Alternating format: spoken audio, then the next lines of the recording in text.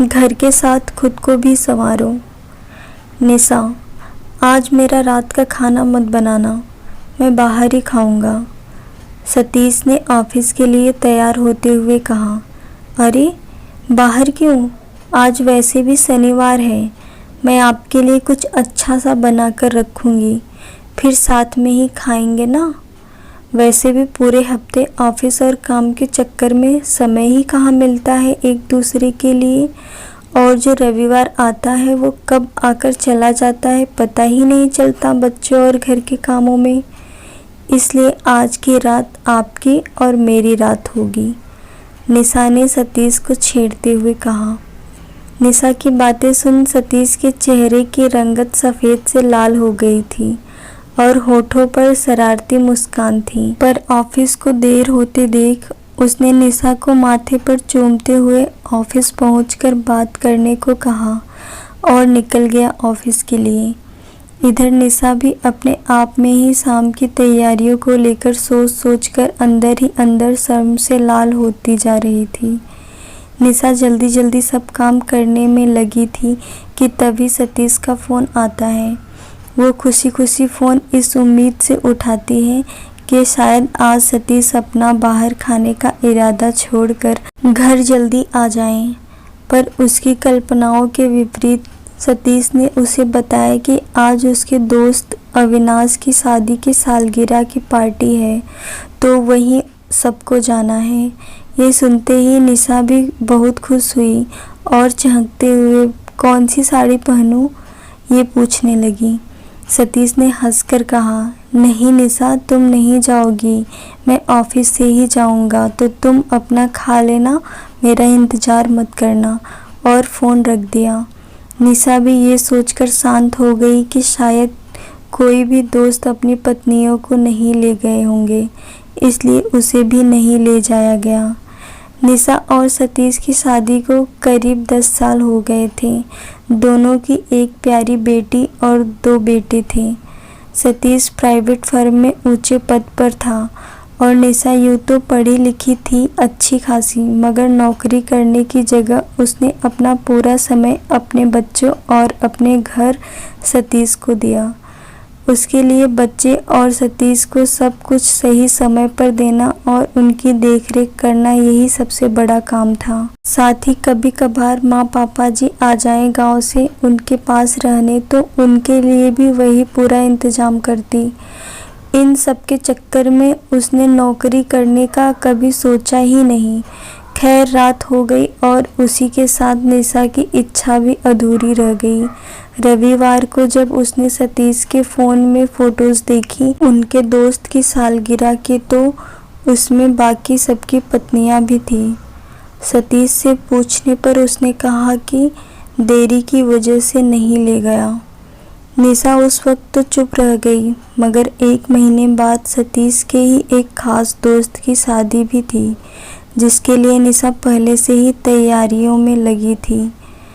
दिन पास आते जा रहे थे। निशा ने सतीश से अपने लिए साड़ी का चयन करने के लिए कहा, जिस पर पहले तो सतीश ने इधर उधर की बात करके टाल दिया, मगर बार बार बोलने पर सतीश ने बोल ही दिया, तुम वहाँ नहीं जा रही हो, मैं अपने दोस्तों के साथ जाऊँगा, ज़्यादा होगा तो बच्चों को लिए जाऊँगा।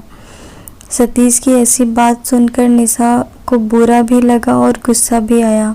आखिर ऐसा क्या है जो सतीश उसे कहीं भी अपने साथ नहीं ले जाते।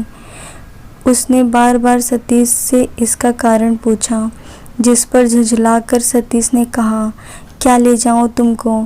तुमने कभी खुद को देखा है आईने में? कैसी लगती हो? मेरे दोस्तों की सबकी बीवियां अपने आप को कितने अच्छे से रखती हैं, कितनी स्मार्ट हैं वो, और एक तुम पढ़ी लिखी होकर भी ऐसे रहती हो जैसे कोई गांव की गंवार। तुम्हें देखकर कोई नहीं कहेगा कि तुम इतनी ज़्यादा पढ़ी लिखी हो। तुम्हारे बाल हमेशा बिखरे रहते हैं, शरीर देखो कहाँ जा रहा है, और वही हाल कपड़ों का अस्त व्यस्त। इतना कहकर सतीश तो वहाँ से चला गया, मगर निशा को सोचने पर मजबूर कर गया। शायद आज वो इन 10 सालों में पहली बार अपने आप को इतने इत्मीनान से आईने में निहार रही थी, और सतीश गलत नहीं थे। उसे अपने चेहरे पर पड़ती झुर्रियों की लकीरें, काले बालों के बीच में से झांकते एक दो सफ़ेद बालों की लंबी लकीरें सी और उसका बढ़ता वजन देख लग ही नहीं रहा था कि ये वही निशा है जो एक समय में इतनी स्मार्ट और सुंदर दिखती थी। एक तरफ खुद को और दूसरी तरफ सतीश की कांटे भरी बातें सुनकर उसे बहुत दुख हो रहा था।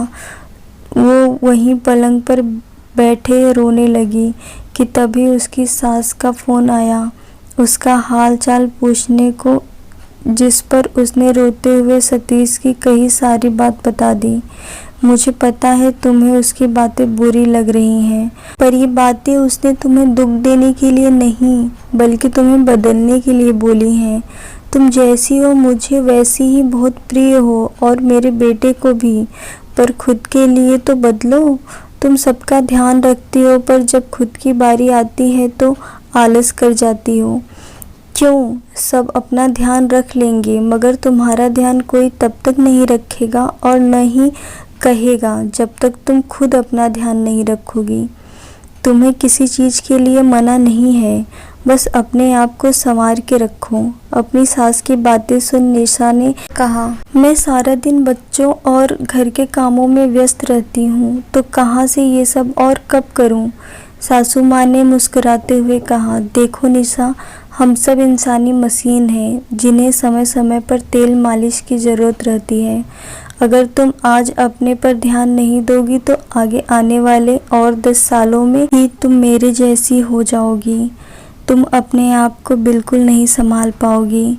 सासू माँ ने तो समझाकर फ़ोन रख दिया मगर निशा के मन में एक जलती किरण जरूर छोड़ दी थी, खुद के लिए जीने की, खुद को संवारने की। उसी दिन से निशा ने घर और बच्चों के साथ खुद पर भी ध्यान देना शुरू किया। रोज़ सुबह थोड़ा व्यायाम, अपने आप को घरेलू नुस्खे कर 1 महीने में ही वो बहुत बदल गई थी। और ये बदलाव सिर्फ सतीश के लिए नहीं बल्कि जब निशा ने खुद को भी आईने में देखा तो उसके अंदर पहले वाला आत्मविश्वास फिर नज़र आ रहा था। उसे फिर एक बार ताजगी और ऊर्जा महसूस हो रही थी। जो वो हमेशा थकी और परेशान रहती थी आज अपने आप में ही खुश थी। उसका ये बदलता रूप जब उसकी सासू माँ ने देखा तो बहुत खुश हुई और उसे हमेशा ऐसे ही रहने को कहा।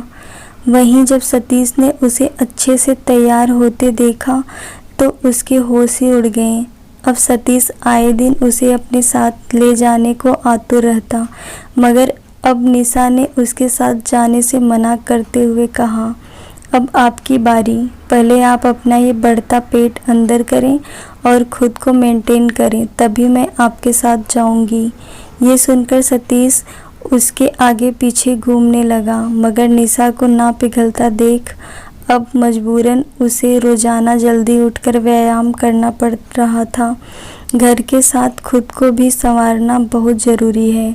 थोड़े व्यायाम और घरेलू नुस्खे से अपने आप को संवारते रहें और कभी कभी अपनी खुशी के लिए पार्लर का भी रुख कर लेना चाहिए। खुद आईने में निहारने भर से एक नए आत्मविश्वास की जागृति होती है। दोस्तों, आपको कहानी कैसी लगी कमेंट करके ज़रूर बताइएगा। कहानी पसंद आई तो वीडियो को लाइक शेयर करें और चैनल को सब्सक्राइब ज़रूर करें। वीडियो को पूरा देखने के लिए बहुत बहुत धन्यवाद दोस्तों।